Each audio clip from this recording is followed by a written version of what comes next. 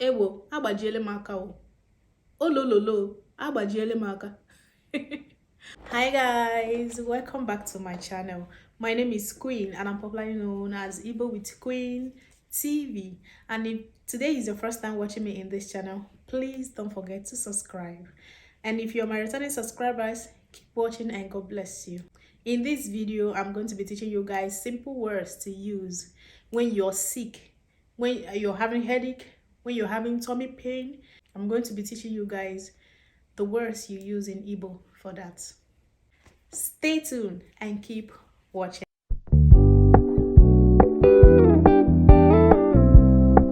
Welcome back. I am sick. Ahoadem. Someone asks you, what's wrong with you? You said, I am sick. Ahoadem. I am sick. Ahoadem. I am having headache. Enwere m isi ọwụwa. I am having headache. Ishi na awam. Ishi na awam. I am having headache. Ishi na awam. I am having headache. Ishi na awam. I am having stomach ache. Afọ na arum. I am having stomach ache. Afọ na arum. I am having stomach ache. Afọ na arum. My hand is paining me. Aka na afụ m ụfụ. My hand is paining me. Aka m na afụ m ụfụ. Or aka na egbu m mgbu. Some people use that. Aka na egbu m mgbu. Aka na afụ m ụfụ. My leg is paining me. Ụkwụ na egbu m mgbu. Or ụkwụ na afụ m ụfụ. Ụkwụ na egbu m mgbu. Or ụkwụ na afụ m ụfụ. Do you understand? Ụkwụ na egbu m mgbu. Some people use ụkwụ na egbu m mgbu. Some people use ụkwụ na afụ m ụfụ. My back is paining me. Azụ na afụ m ụfụ. Azụ na afụ m ụfụ. Azụ na egbu m mgbu. The same thing. Azụ na afụ m ụfụ. My back is paining me. Azụ na afụ m ụfụ. Eze na afụ m ụfụ. Eze. Eze is teeth. Eze na afụ m ụfụ. Eze na afụ m ụfụ. My teeth is paining me. My teeth is paining me. Eze na afụ m ụfụ. My teeth want to fall off. Eze m na-achọ ịda. Eze m na-achọ ịdapụ. Or eze m na-achọ ịda. My teeth want to fall off. Eze m na-achọ ịdapụ. Or eze m na-achọ ịda. My teeth want to fall off. Olu is neck. Olu na-ara m ahụ. My neck is paining me. Olu na-ara m ahụ. Olu na-ara m ahụ. My neck is paining me. I want to vomit. I want to vomit. I want to vomit. Achọrọ m ịgbọ ihe. I want to vomit. Achọrọ m ịgbọ ihe. Take me to the hospital. Kpọrọ m gaa ụlọ ọgwụ. Take me to the hospital. Kpọrọ m gaa ụlọ ọgwụ. Take me to the hospital. Kpọrọ m gaa ụlọ ọgwụ. Kpọrọ m gaa ụlọ ọgwụ. Take me to the hospital. Kpọrọ m gaa ụlọ ọgwụ. I want to go to the hospital. If it's you will say I want. Only you want to go to the hospital.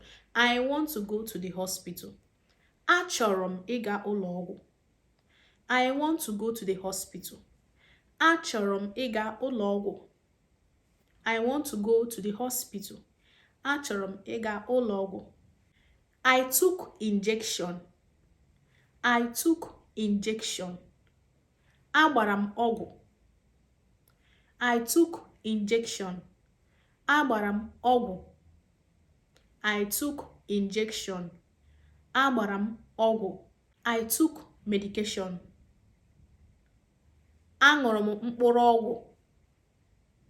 The one you hold on your hand, you use water to drink it. That is mkpụrụ ọgwụ.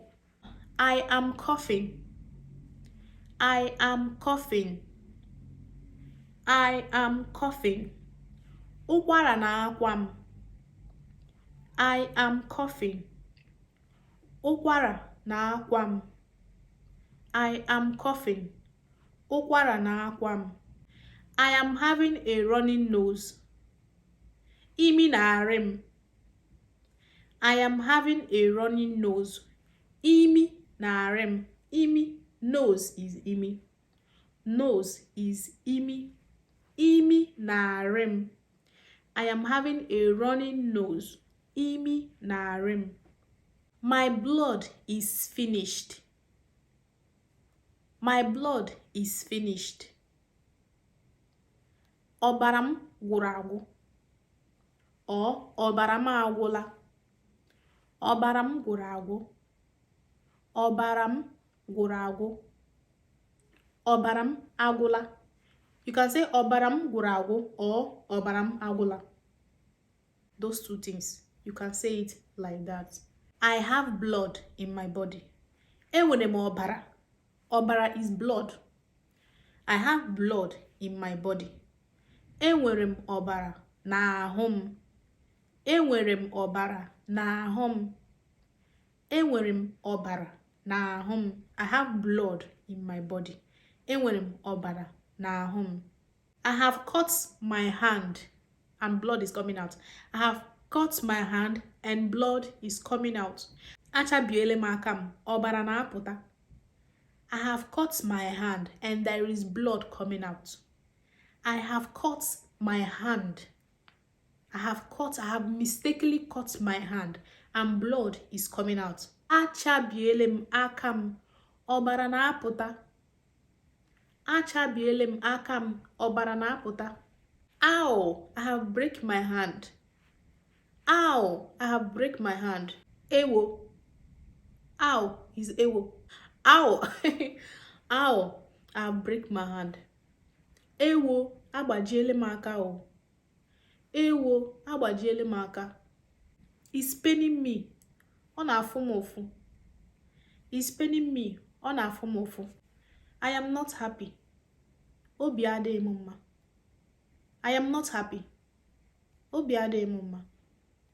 I am not happy. Obi adịghị m mma. So guys, we are going to stop this video here. If you like my video and enjoy it, please give me a thumbs up. And don't forget to subscribe. Don't forget to hit that subscribe button. And share with your family. Share with your friends. Learn how to speak. If you have any question, if you have any topic that you want me to teach in the next video, please don't forget to drop it in the comment section. See you guys in my next video. Bye.